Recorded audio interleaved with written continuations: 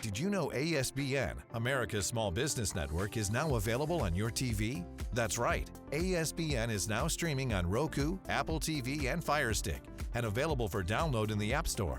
Scan the QR code to download the ASBN app today.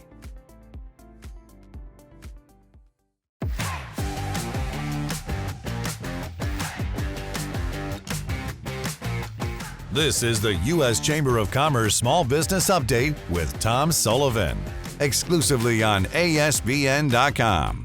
Hey everyone, Jim Fitzpatrick. You're watching another edition of the Small Business Show, exclusively right here at ASBN.com and now streaming on Roku, Fire TV, and Apple TV. As you know, small businesses are the backbone of our nation's economy. For these small enterprises, delayed payments can cause financial consequences. The U.S. Chamber of Commerce has adopted the Prompt Pay Pledge to help with this problem. Joining us now to discuss the pledge is Tom Sullivan, the Vice President of Small Business Policy at the U.S. Chamber of Commerce. Tom, thank you so much for joining us today. Thank you for having me on air, Jim. Sure. So talk to us about this. Could you first brief us and explain what the Prompt Pay Pledge is all about? We've talked about it a couple of times on previous shows, but for our viewers that may have missed those broadcasts, share with us what this is all about. Sure, Jim. It's actually so simple from a small business perspective. Is when you ask small businesses, what are some things that the business community itself can do to help? They simply respond, yeah, they could pay us faster. That's it. That's a big one. It is so simple, Yep. But the ripple effect of paying a small supplier or vendor quicker is really tremendous. And Yes, that's one of the reasons why we're so excited about this initiative. We're excited for two reasons. So the first is the difference it can make for both the small business and the larger business. And hopefully we'll dig into that a little bit. Sure. The other reason we're excited about is it's a business leads initiative. Mm-hmm. We're not talking about partnering with government. We're not talking about partnering internationally. We're just talking about what business can do itself to improve the overall ecosystem of big businesses and small businesses benefiting from each other's work and paying each other quicker. That's right. That's right. Now, I know some small business owners are going, Jim, I can't believe you asked this question, but I'm going to ask it anyway. Why does paying small businesses, suppliers, and vendors quickly matter? So I can't believe you asked that. See, I told you. It matters because it frees up cash. Yeah. So the small business owner who is fronting payroll or fronting supplies and inventory just doesn't have that cash to draw on in order to scale. And so all it takes, unfortunately, is a little tiny ripple in the operations to make some small business that has fronted a ton of cash into a total disaster. So two things, freeing up cash at the front end to allow business to scale is critically important for businesses that want to grow and grow in communities. The other is what we've learned really over the past several years is there are so many unknown things that can happen. A pandemic, for instance, a hurricane, any type of natural disaster. We don't want those things you can't plan for to bankrupt businesses. So those are the two reasons why it's so important to pay small businesses faster. That's right. And you know, in some of the businesses that I own currently, what we have found is that at the very time that you need that capital to leverage and be waiting on some of the accounts receivables coming in so that you can pay your employees and pay your rent and such, and some of the things that you were talking about, you know, especially in this economy that's a little bit unsettling, that's when the banks hold back. And that's when they say, well, you know, I know that we used to give you that line of credit, but we're going to cut that back just because of the banking policy today. We're doing this with all of our small business accounts and such. And you could get caught in the middle. And then you realize the only reason I'm doing this, the reason I need this capital, to your point, is because I haven't gotten the payments from some of the vendors that I do business with, right? And some of the companies, I should say, the clients that I've got, and they're not paying me on time.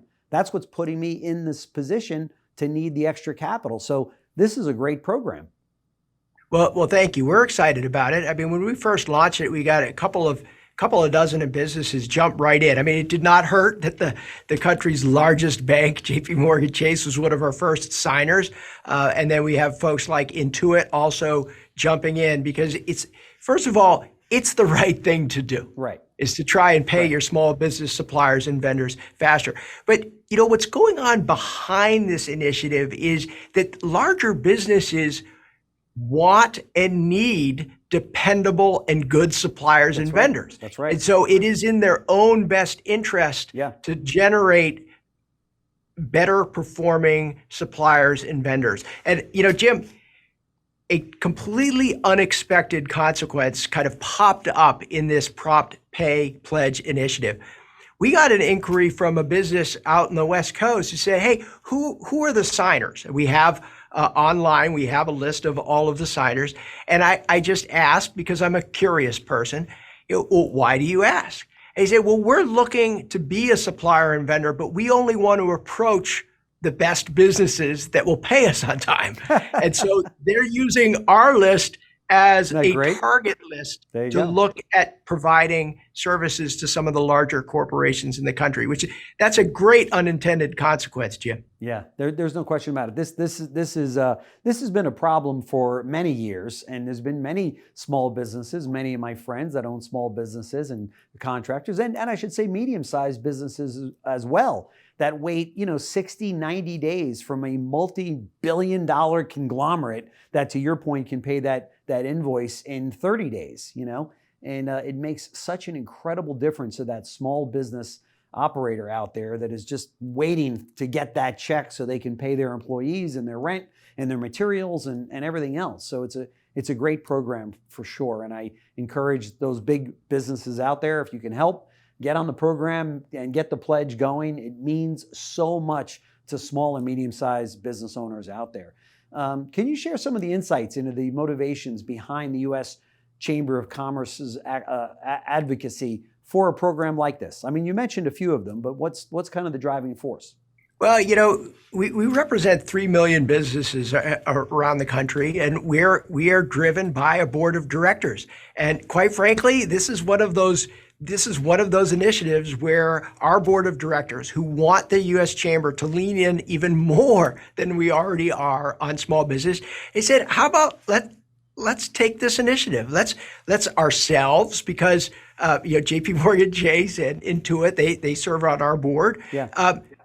Let's take our own leadership and let's spread that leadership into the broader business community. So this was a board of directors driven initiative, and we're excited to kind of execute on that initiative going forward. So Jim, one of the greatest things about the Prompt Pay Pledge is that we're not just putting up companies' names in lights once they sign up, although we are doing that. Mm-hmm. We're also providing tools, tips, and resources to small businesses on how they can incent some of their larger clients into paying faster. So we have a website devoted to Prompt Pay Pledge. And on that website, not only do we list the signers, we also have a whole set of resources that explains different techniques small businesses are using to incentivize larger businesses to pay them faster. There are a whole set of discount options that can be used and other types of incentives. So not only do we want to highlight businesses leading, we also want to provide resources for small businesses who just need some help in understanding what some of their peers are doing to get paid quicker. That's great. That's fantastic. Yeah, the program all the way around is just phenomenal. And to be backed and created by the U.S. Chamber of Commerce is just, it gives that small business owner as well as the big business operator that confidence that it's going to be supported well, right? Yeah, I mean, being the largest business advocacy organization in the world does give us some authenticity and credibility, and That's right. And to capitalize on that credibility to help small businesses is one of the best parts of the job. Yeah, that's great. Hey, switching gears a little bit, what kind of an impact do you think some of the craziness that we see in DC today taking place? A lot of the small business owners that I talk to all over the country, they're nervous right now because of what's happening in DC. While their businesses may be doing very well, they see this on the horizon as maybe a much bigger issue. What say you about that? Well, Jim, you've covered our MetLife and U.S. Chamber Small Business Index, and you know that our latest survey shows the highest confidence in small businesses operations since the pandemic. And this confidence was spurred primarily by comfort with their own cash flow, their own success. On a negative side, we see that when we ask small businesses about the national picture, they start getting negative. In fact, there's a higher percentage negative on the national economy than positive. And I think the dysfunction in Washington is going to drive a bigger divide between how small businesses are viewing their own operations, which is pretty good right now, and how they view the national economy. And I think that continuing long term is dangerous for the small business community because it creates some anxiety about the uncertainty of the guardrails under which they have to operate. That's right. That's right. It is very unsettling for a lot of people out there. However, I spoke to one just this morning, in fact, and he said, "You know what, Jim? I am worried about the things that I have control over in my business. And that's what I focus on every day. I don't focus on DC.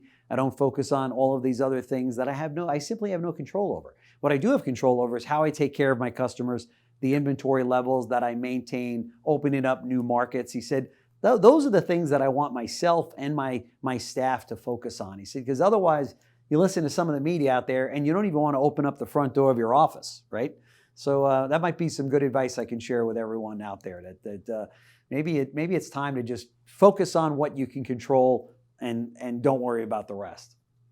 Jim, I could agree with you more. And we are seeing small businesses that have just an unbridled optimism really focusing on their own operations. I think you and I have shared previously that the attention to spreadsheets and the daily income and expected revenue is at an all-time high. And that focus on small businesses' own operations is actually serving them well, because we do see that confidence has gone way up, where at the same time, unfortunately, their views of the national picture are pretty negative. That's right. That's right. Tom Sullivan, Vice President of Small Business Policy at the U.S. Chamber of Commerce. Thank you once again for joining us here at ASBN. We very much appreciate it. I know that our viewers get a lot out of your visit, so thanks so much. Thank you, and thank you for being a fellow crusader for America's free enterprise. Happy to do it. Thanks. Thanks for joining us for another edition of the U.S. Chamber of Commerce Small Business Update with Tom Sullivan.